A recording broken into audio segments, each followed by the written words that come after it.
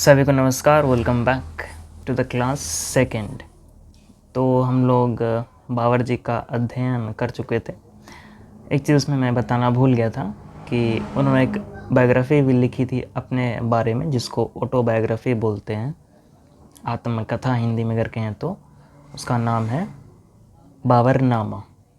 ठीक है, तो अगर उसमें हम पढ़ने की कोशिश करेंगे तो फिर पता चलेगा उनकी जीवनी के विषय में, जैसा वो खुद व्यक्त उसमें किए हैं। नेक्स्ट रूलर हमारे पास आते हैं, उनका नाम है हुमायूं, जो कि बाबर से बहुत इंस्पायर्ड भी थे।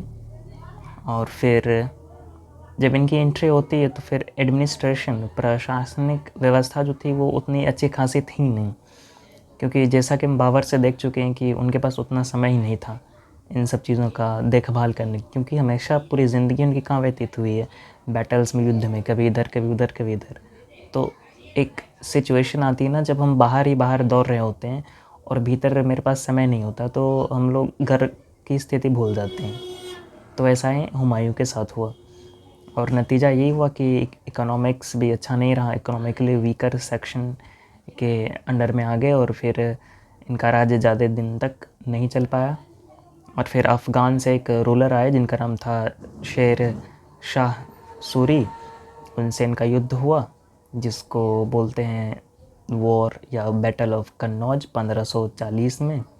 और इसमें ये क्या वीक जब थे तो फिर हारना तय ही था, हार चुके थे। हारने के बाद शेर शाह सूरी ने अपना साम्राज्य अपने अनुसार ओरिजिनेट किया। फिर इन्होंने किन्हें हुमायूं वापस चले जाते हैं, कहाँ, पर्जिया, जहाँ से ये आए थे। और शेर शाह सूरी जी का भी जो राज्यपाठ था वो भी ज़्यादा दिन तक चला नहीं। ये इंटरनल बात है, जिसको वेदांत के दृष्टि में अगर हम कहेंगे तो इस तरह कह सकते हैं कि जब हम भीतर से कमज़ोर होते हैं तो बाहर में पिटाई ज़रूर लगती है। तो सूरी जी का भी ज़्यादा दिन तक चला नहीं, तो फिर ये भी निकल लिए। और फिर अब टाइम बहुत ज़्यादा हो गया, नहीं आ पाते। और इनकी डेथ में बनाई जाती है इनके क्वीन के द्वारा टूम्ब, जो कि फोर्ट ऑफ दिल्ली के बगल में ही बनाया गया है। ऐसा बहुत कम देखने को मिलता है कि जो महिलाएं होती हैं वो अपने महबूब की याद में कुछ चीज़ का निर्माण करती हैं। तो ऐसा ये इन्होंने करा है। तो दिल्ली में आप अगर जाएंगे देखने के लिए तो आप वहाँ जाकर देख सकते हैं, ऐसा इन्होंने करा। तो 1556 में ये वापस नहीं आती, ये डेथ हो जाती है इनकी, किनकी, हुमायूं की। फिर इनके बाद आते हैं अकबर। अकबर मात्र 13 साल के होते हैं जब 1556 में इनके पिताजी की डेथ होती है। और फिर इनको ऐसे रूलर घोषित कर दिया जाता है। अब तुम खुद सोच लो कि 13 साल का कोई बच्चा है, उसको एक बहुत बड़ा राज्य दे दिया जाए और उसको कुछ अता पता है नहीं अपना, कैसे वो संभालेगा। तो एक रेजेंट अपॉइंट किए जाते हैं, जिसको बैरम खान के नाम से हम लोग जानते हैं।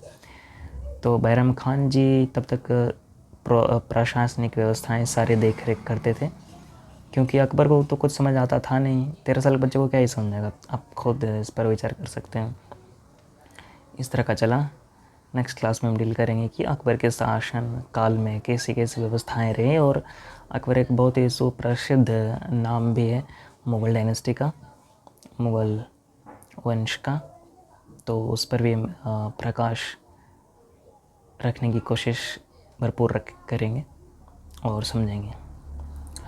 Till then revise all the back. और ये सब जो कहानी चल रही है, इसको सिर्फ कहानी की तरह नहीं लेनी है कि ये इतिहास की कहानी है, ऐतिहासिक तौर पर इसको अपनी ज़िंदगी में उतार कर देखनी है कि इन्होंने अगर वॉर करा तो क्या इनको वो चीज़ मिल पाई जो ये चाहते थे।